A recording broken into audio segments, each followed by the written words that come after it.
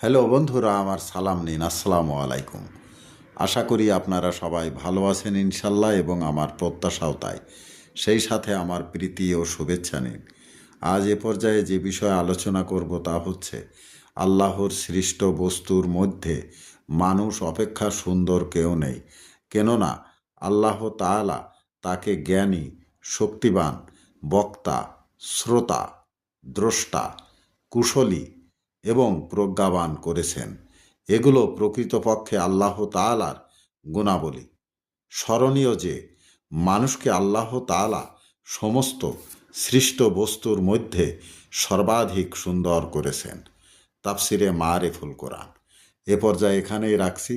ততক্ষণ পর্যন্ত সবাই ভালো থাকুন, সুস্থ থাকুন এবং নিরাপদে থাকুন। শুভ কামনা নিরন্তর সবার জন্য সবসময়।